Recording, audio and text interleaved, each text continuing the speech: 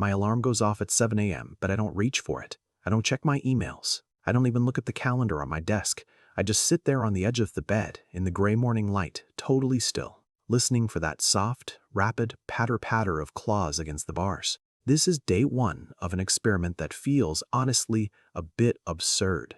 I've decided to completely give up control. For the next week, I'm not the master of my own schedule. The creature in that cage, a small feathered life barely the size of a lemon, is now the CEO of my existence. I watch as my Budgie Pip stretches a wing, shakes out his feathers, and looks at me with this unblinking obsidian eye.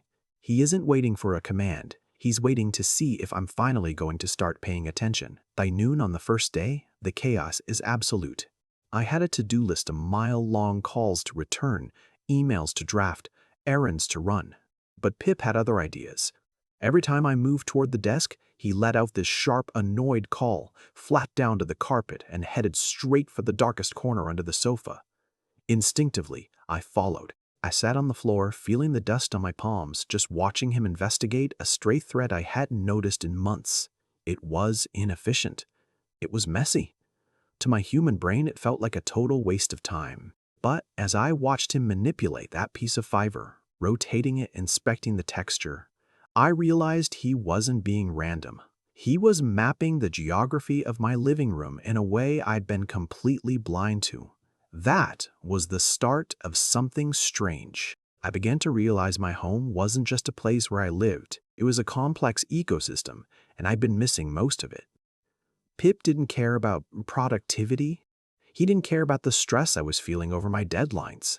He was governed by a totally different set of laws: light, temperature, acoustic safety, and energy conservation. When he moved to the high back of the armchair, it wasn't a whim. It was because the afternoon sun hit that fabric just right, creating a warm pocket of safety where he could survey the entire room without being exposed. I was moving through my home in 2 dimensions floor to ceiling, walk from A to B. Pip was living in 3 dimensions, using the air, the height, and the shadows. The perspective shift was jarring. I realized that my human efficiency was actually a form of sensory deprivation. Because I was always rushing to get things done, I was missing the information, the subtle currents of air from the vent, the way the light shifted across the wall, the faint sound of a neighbor's door closing 3 stories down. Pip was decoding all of it. His decision-making wasn't flawed. It was hyper-optimized for survival. When he refused to fly to my finger, it wasn't because he was being difficult. It was because my energy was too sharp, my movements too erratic, or the room was too bright. He was constantly running a diagnostic of our shared space, and I was consistently failing the test. I started to map my own schedule against his. It became this process of deep exploration, a real investigation into his mind. I stopped trying to force him into my rhythm and started trying to understand his. I noticed that around 2 p.m., he always chose a high, shaded spot to sit motionless for 20 minutes. So I stopped reaching for him. I stopped trying to coax him out. I just sat nearby and did nothing. And in that stillness, something shifted. He started to approach me, not for food, not for a trick, but simply because I'd finally stopped being an obstacle in his environment and started being a part of it. It wasn't verbal. It was just a silent, wordless synchronicity. By the 4th day, things escalated. My productivity was in tatters, yet, weirdly enough, my stress levels were plummeting. I found myself getting better at reading him. When he'd tilt his head a certain way, not quite left, not quite right, I knew he was about to launch toward the window. I'd reach out a hand, and without a sound, he'd land. It wasn't training. It wasn't negotiation.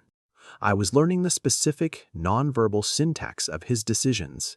I realized he wasn't making random choices at all. He was following a survival rubric I was only just beginning to see. Every hop, every flight, every pause was rooted in a logical, sensory-based decision. By day 6, the roles had completely flipped. I wasn't running the experiment anymore. I was the one being conditioned. If I moved too fast, he ignored me. If I sat quietly and read, he leaned in to listen to the sound of the pages turning. He was teaching me how to be a more effective presence in his life. I started this week thinking I was the superior intelligence, the one with the plans and the goals.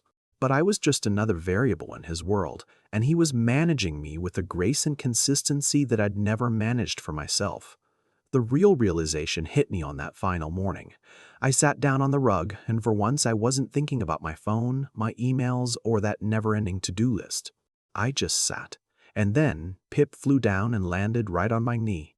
He didn't want anything. He didn't even chirp.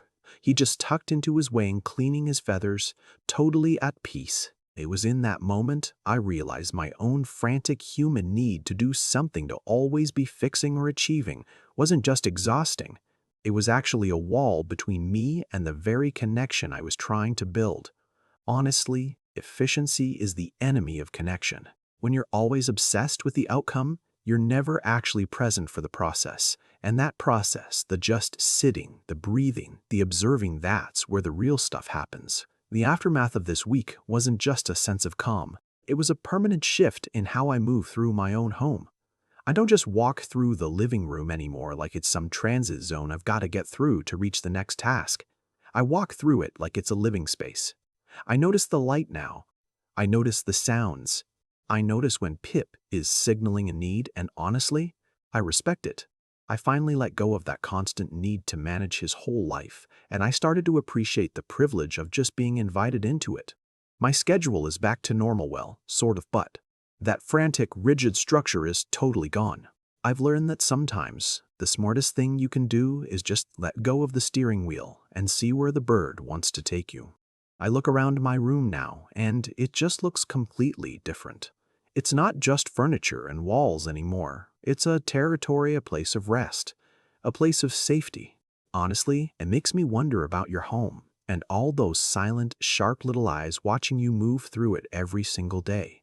If you were to let your pet run your life for a week, if you literally gave them total veto power over your time and your energy, what do you think is the very first thing they'd change about how you spend your day?